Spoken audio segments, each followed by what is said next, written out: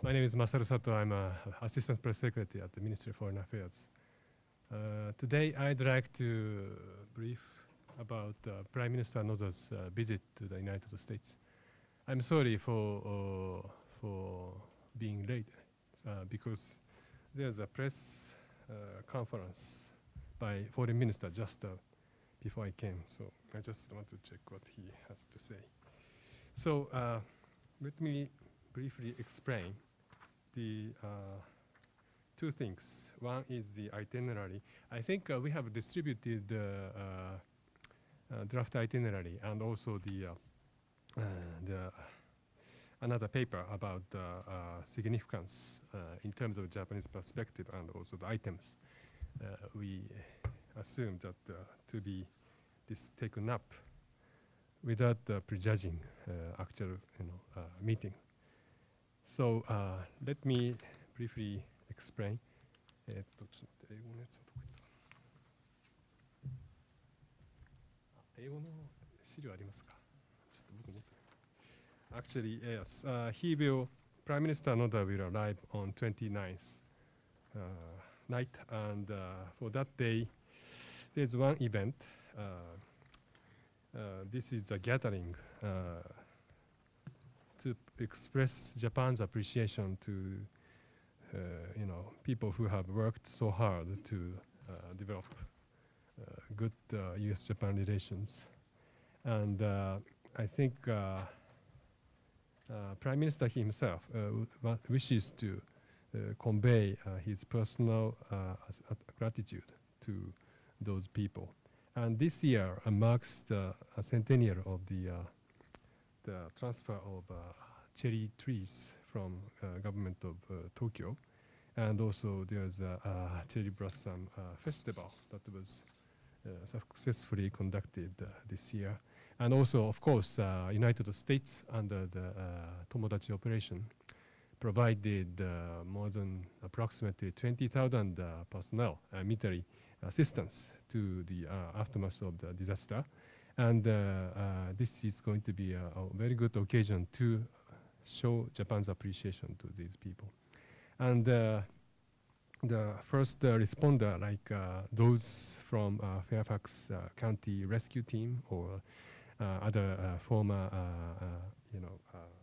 also the families of the Taylor Anderson, who was dead after the tsunami hit the coastal area, and their bereaved families are also expected to come. And on the following day, Monday, 30th, there will be a Prime Minister's visit to the National Arlington Cemetery, and this as an official event. And there will be summit talks between President Obama and Prime Minister Noda, and followed by working lunch at the White House. And there will be, after that, a joint press conference. And probably 2 to 3 hours, the two leaders will spend time together. And after that, in the afternoon, there will be an event highlighting future cooperation between the two countries. This is space. And this occasion, at this occasion, Director of NASA, U.S. Space Agency, and also the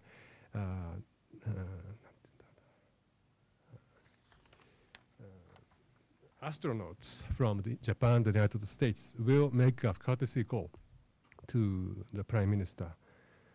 And Japan's, our side wishes to make this occasion as a very good occasion to discuss future Japan-U.S. cooperation in space. We'd like to highlight this as a future area for cooperation. And in the evening, there will be a reception hosted by the U.S. government. And at this occasion, I think their U.S. side wishes to have Prime Minister Noda get to know a lot of public intellectuals, including Congress and business leaders and other, eminent peoples. so that he can have a very personal, acquaintances with these important people.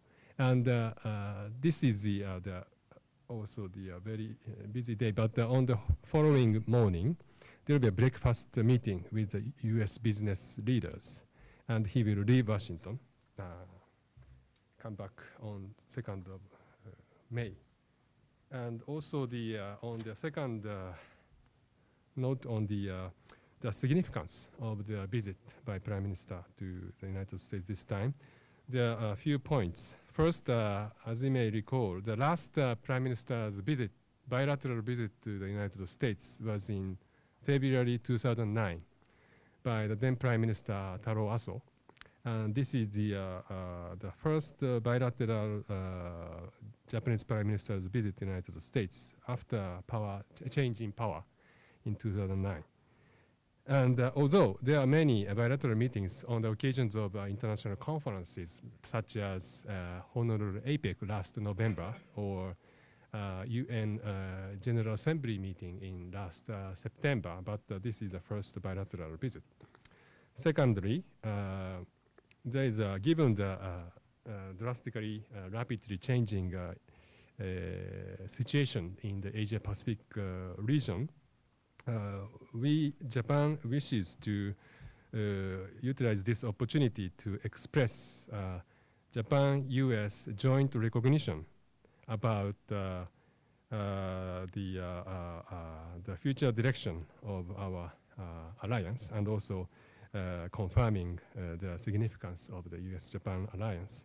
And third, we wishes to, as I said, express to the people of the United States for their contributions to the strengthening our very friendly alliance, including their assistance at during the Tomodachi operation. And we would like to make this occasion as a good opportunity to send out to the world that the Japan and the United States are very future-oriented, and we are talking about future cooperations for the better future, including in the area of space. Secondly, the items to be taken up without prejudging the actual content. Our perspective is that on the bilateral front, following the announcement just was made 11 a.m. today of the 2+2 joint statement. On the security front, we wishes to discuss how we can further strengthen and develop bilateral security and defense cooperation. Secondly, on the economic front, there are issues like TPP or energy security. And on the TPP, Japan has been, since last November, conducting the consultations with the relevant countries toward participation into the TPP negotiations. And I think this may be touched upon during the summit.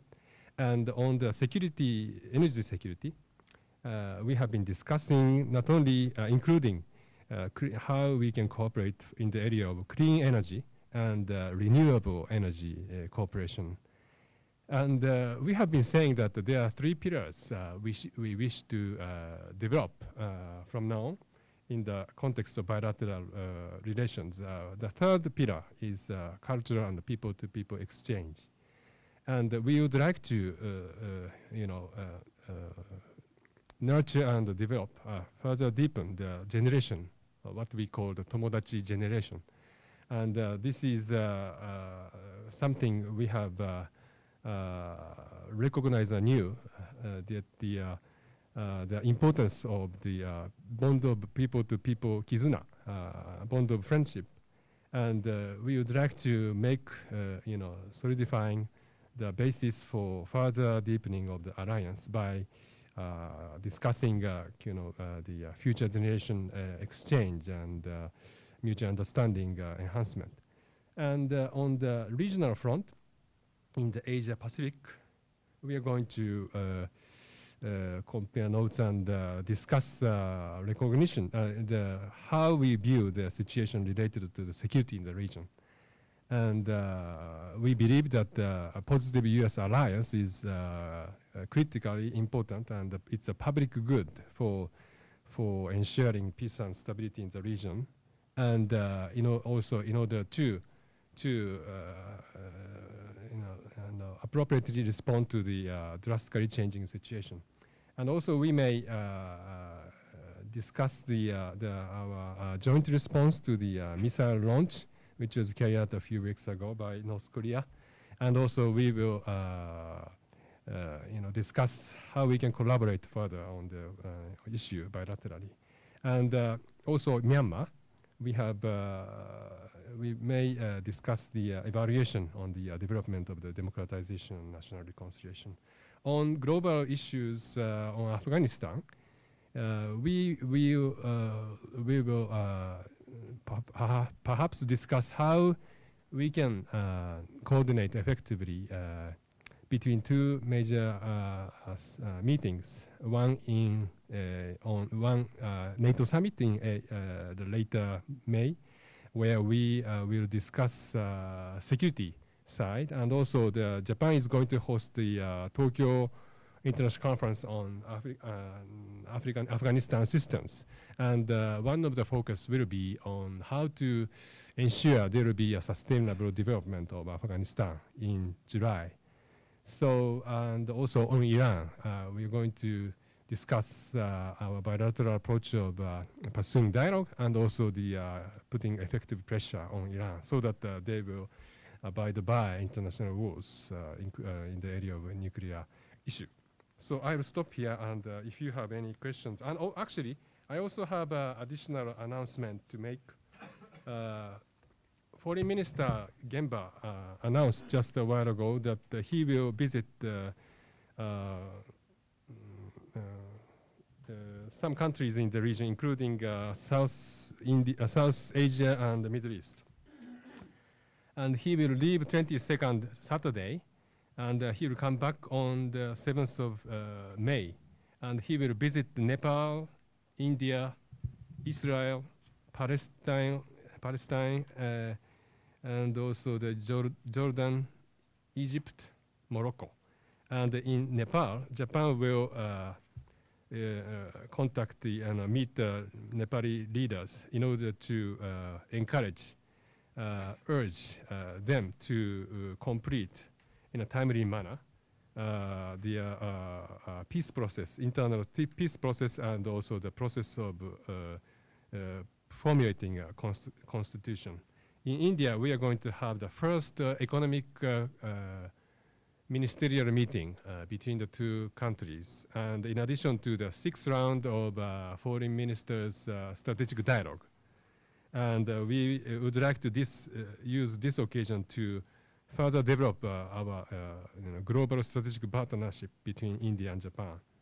And Israel and Palestine, we will discuss the peace, Middle East peace issue. And also, in the context of Israel, this year marks the 60th anniversary of the establishment of diplomatic relations between the two countries. And we also will discuss Iran. And with regard to Palestine, we will additionally discuss the Japan's assistance to the cooperation with Palestinian authorities in the area of development. And in Egypt and Morocco, there has been a grand transformation taking place in this region. So we will discuss the Arab Spring, and also our stance and assistance policy towards this region. And in addition to Syria, Iran, peace in Middle East, and this is going to be a very good occasion for Japan to make a first contact with Islamic Brotherhood leaders in Egypt. And Morocco, we are going to have the 4th round of TICAD ministerial meeting, follow-up meeting. And before that, there's a brief visit to Rabat, and we will express our support to the reform in the country. So on this TCAT ministers meeting, Japan will renew its commitment to continue providing assistance with the Africa as a priority in the future. Sorry for the last one, but if you have any questions, I'm ready to answer.